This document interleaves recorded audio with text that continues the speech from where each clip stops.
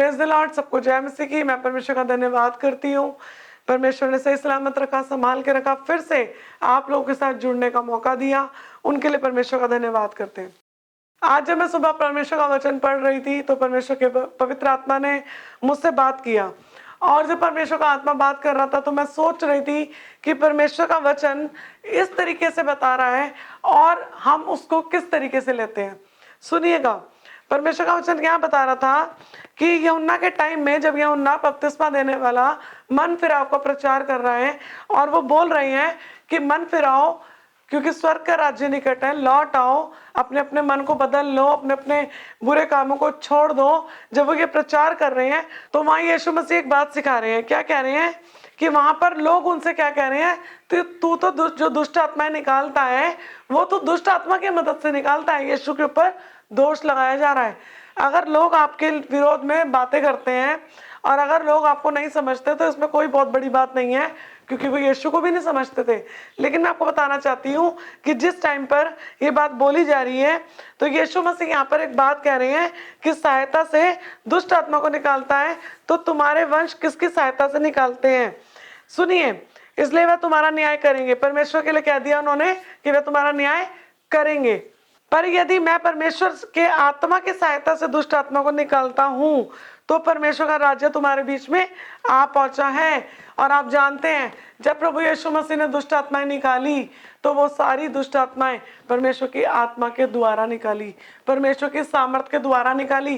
क्योंकि हम में भी कोई कुवत नहीं है कि हम किसी के अंदर की दुष्ट आत्मा को खुद से निकाल सके। हमें परमेश्वर के अधीनता में आना पड़ता है, हमें परमेश्वर से सहायता पानी पड़ती है। सुनिएगा ध्यान से, लिखा है मत्ती 12:29 में, मैं पढ़ रही थी तो यहाँ पे लिखा है, या कैसे कोई मनुष्य किसी बलवंत के घर में घुसकर उसका माल लूट सकता है जब तक कि उससे पहले वह बलवंत को बांध ना ले। मैं जब इसे पढ़ रही थी तो मैं सोच रही थी कि परमेश्वर का आत्मा क्या सिखाना मांग रहा है। अगर आप किसी के घर में लूट चाहते हैं, किसी के घर में कुछ लूटना चाहते हैं, तो नेचुरल सी बात है, जो उस घर का बलवंत व्यक्ति है, जो ताकतवर व्यक्ति है, पहले उसको क्या करना पड़ेगा? आपको बांधना पड़ेगा। और अगर आप उसको नहीं बांधेंगे तो आप उस घर के अंदर एंट्री नहीं कर पाएंगे। चोर जो होता है ना, वो चोरी करने अंधेरे में आता है, रात में आता है, क्योंकि उसे पता है जो इस घर के ताकतवर लोग हैं, जो इस घर के मेन लोग हैं, वो क्या कर रहे हैं? सो रहे हैं। उनको पता नहीं है मैं कब आऊंगा, उन्हें पता नहीं है कि मैं एंट्री करूंगा, चोरी करूंगा, चले जाऊंगा। लेकिन जो लोग चौकन्ने होकर सोते हैं वो तो एक छोटी सी आहट से भी उठ जाते हैं। तो चोर भी चोरी नहीं कर पाता। लेकिन यहाँ वचन में लिखा है कि कैसे कोई मनुष्य किसी बलवंत के घर में घुसकर उसका माल लूट सकता है। कोई नहीं लूट सकता अगर आपने बलवंत को बांधा ही नहीं है। अब जब मैं इसे पढ़ रही थी तो उसके नीचे जब मैंने वचन पढ़ा तो यहाँ परमेश्वर का आत्मा क्या कहता है, जब अशुद्ध आत्मा, 43 की पढ़ रही हूँ, 12 की 43, जब अशुद्ध आत्मा मनुष्य में से निकल जाता है तो सूखी जगहों में विश्राम ढूंढता फिरता है और पाता नहीं।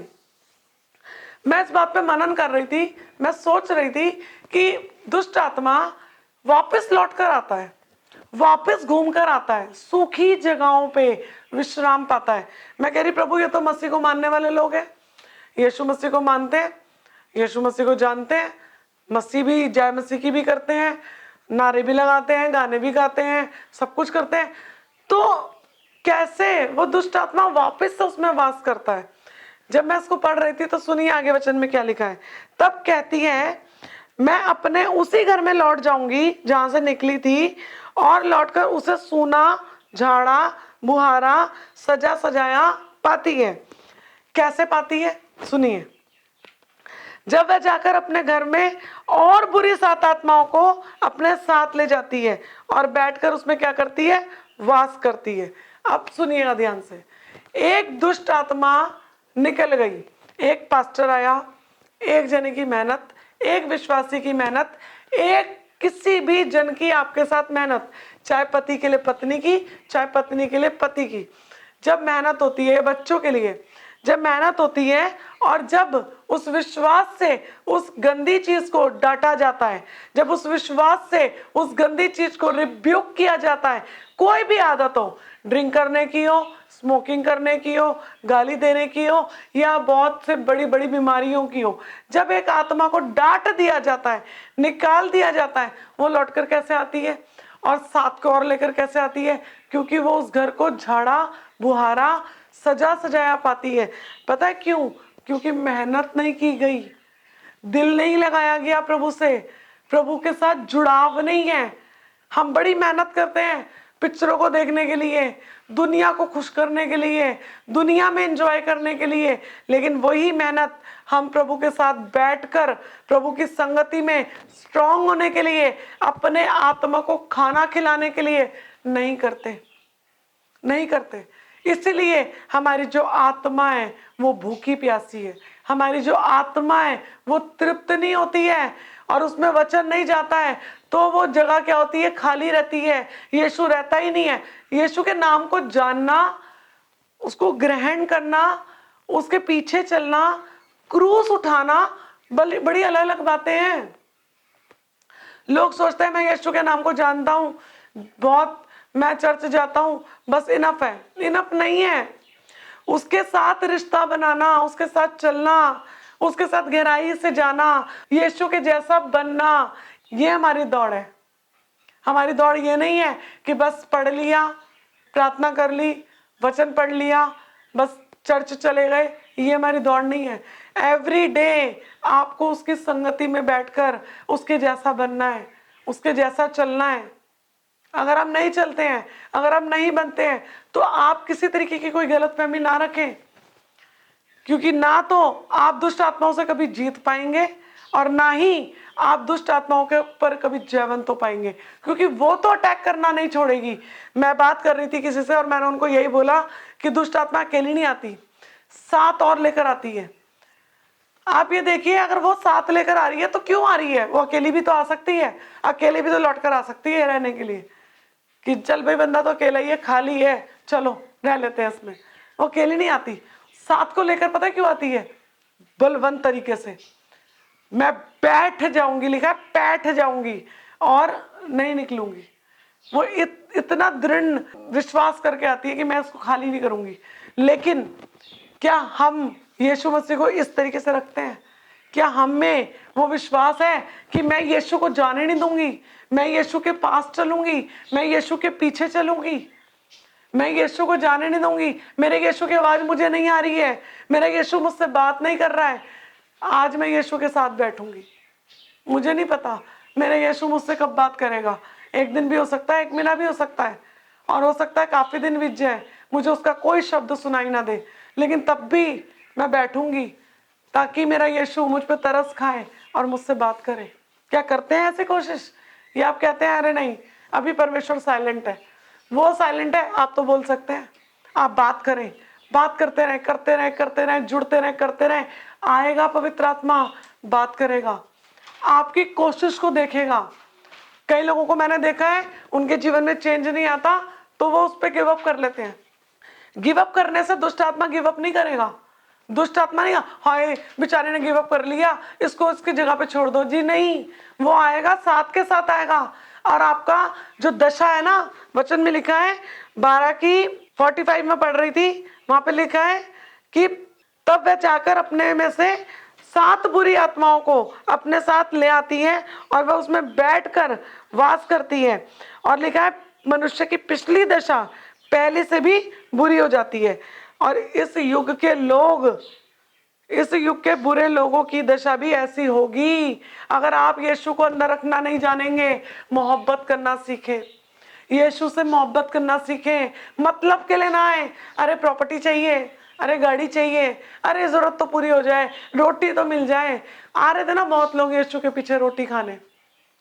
जब यीशु मसीह चंगा कर रहे थे, 5000 को रोटी खिलाई, क्या बोला यीशु मसीह ने? नाशवान भोजन के लिए परिश्रम मत करो कि तुम रोटी खाए हो, तृप्त हुए हो, तो तुम मेरे पीछे आ गए भीड़ की भीड़। अरे वो तो रोटी देगा ही देगा, उसका वायदा है, उसने कहा है मैं रोटी दूंगा। लेकिन तुम जो विश्वास करते हो, जो जानते हो यीशु मसीह सब कुछ कर सकता है, तो क्या तुम इस मेहनत को करते हो? क्या तुम इस मेहनत को करते हो कि यीशु के बिना मेरा जीवन नहीं है?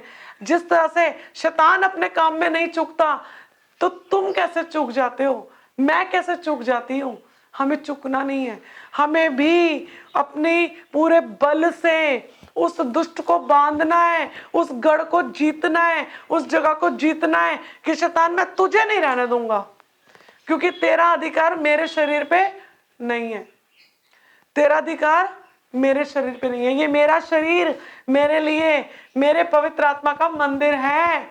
मेरा यीशु इसमें वास करता है, मुझे इसमें यीशु को रहने देना है। मैं तुझे जगह नहीं दूंगा। लेकिन मैं तो कहता हूं, मैं तो कहती हूं, आजा, तू भी आजा और साथ को भी लिया। फिर दशा बहुत बुरी हो जाएगी। ध्यान रखिएगा, चेंज लाएं, कोशिश करें। आप बैठ जाएंगे ना और बोलेंगे कि पवित्र आत्मा जी मुझे बदलें, मुझे बदलें, मेरे से नहीं हो रहा, मेरा मुंह गलत चलता है, मेरे विचार गलत चलते हैं, मैं गलत खाने की हैबिट में हूं, मेरे से ये चीजें नहीं छूटती। बैठना पड़ेगा, दिखाना पड़ेगा। हम डॉक्टर्स के पास जाते हैं ना, वहां उसको ऐसे स्टोरी बताते हैं अपनी, जैसे सब कुछ तो यही कर देगा। कुछ नहीं कर सकता वो। वकीलों को बताते हैं, अरे भगवान है, यही हमारे लिए सब कुछ कर देगा। कुछ नहीं कर सकता। आप वही सारी बातें बैठ जाए एकांत में और यीशु को बताएं, बताएं मेरे प्रभु मेरे से नहीं हो रहा, मेरा मुंह गलत चलता है, मेरी आदत गलत है, मैं ये चीज नहीं छोड़ पा रहा हूँ, मेरे ये थॉट गलत आते हैं, मेरे से जो मैं बोलता हूँ वो गलत हो जाता है, जो मैं खाता हूँ गलत चीजें, चाहे वो कुछ भी हो, स्मोकिंग हो, गुटखा हो, ये नहीं छूट पा रहा। प्रभु आप छुड़ा दीजिए। बैठे तो सही एक महीना। प्रभु क्या इतना भी सामर्थ्य नहीं है कि आपकी चीजों को छुड़ा सके, लेकिन आप में लगन नहीं है। आप चाहते हैं दुष्ट आत्मा ही रहे, आप उसी के लिए सूखा बुहारा सजा सजाया रखते हैं और वो आकर क्या करती है, वास करती है। फिर कहूंगी, यदि कोई मनुष्य किसी बलवंत के घर में घुसकर उसका माल लूट सकता है, तो जब तक वह पहले उसे बलवंत को बांध ना ले, तब तक वह उस घर को लूट नहीं सकता। बांधे दुष्ट आत्माओं को। बंदे को जीतना है, किसी व्यक्ति को जीतना है, अपनी आत्मा को जीतना है, बांधे। परमेश्वर मेरी रूह मेरे कंट्रोल में नहीं है, मेरे विचार मेरे कंट्रोल में नहीं है, मेरा मुंह गलत चीजों को बोल देता है, गलत बोल देती हूँ, गलत चलती हूँ, तेरे साथ चलने का मन नहीं करता। बोल दे प्रभु को, बैठकर बोले, प्रभु मेरा मन नहीं करता मैं दुआ करूं, मेरा मन नहीं करता मैं वचन पढ़ूं, मेरा मन नहीं करता कि मैं तेरे साथ संगति करूं, लेकिन मैं चाहता हूं, मैं चाहती हूं कि मैं तेरे साथ संगति करूं। तो तू मेरा मन ऐसा कर दे कि मैं तेरे साथ बैठने पाऊं। आप जब इसको करेंगे ना, कुछ दिन करके देखें, 10 दिन, 20 दिन, 30 दिन, हर टाइम प्रभु ने अलग अलग सबके लिए रखा है। और मेरा पूरा विश्वास है कि प्रभु का आत्मा आपसे बात करेगा, क्योंकि उसका वचन कहता है कि वो आया इसलिए कि वो आप में और मुझ में रहे। वो इसलिए नहीं आया कि वो मैं छोड़ के चला जाए। फिर कहूंगी, दुष्ट आत्माओं को वास मत करने दें। कोशिश करें परमेश्वर का रूह आप में रहने पाए, क्योंकि जो पवित्र आत्मा आपको बदल सकता है वो कोई भी दुनिया में नहीं बदल सकता। कोई भी डॉक्टर आपका आत्मा का इलाज नहीं कर सकता, कोई भी वकील आपके लिए परमेश्वर से सिफारिश नहीं कर सकता, कोई भी जन इस दुनिया का आपके लिए कुछ नहीं कर सकता, सिर्फ परमेश्वर करेगा। और अगर आप अपने आप को खुद से नहीं बदलना चाहेंगे, मैंने देखा है लोगों को, वो बदलना नहीं चाहते। अगर आप बदलना चाहते हैं, प्रभु के साथ बैठना सीखें, छोटी छोटी प्रार्थनाएं करना सीखें। बहुत लंबी प्रार्थना नहीं होती है, शुरू में छोटी छोटी करें, बैठे तो सही, दिल तो लगाएं, बात तो करें, आ जाएगा प्रभु का आत्मा। परमेश्वर का धन्यवाद करते हैं।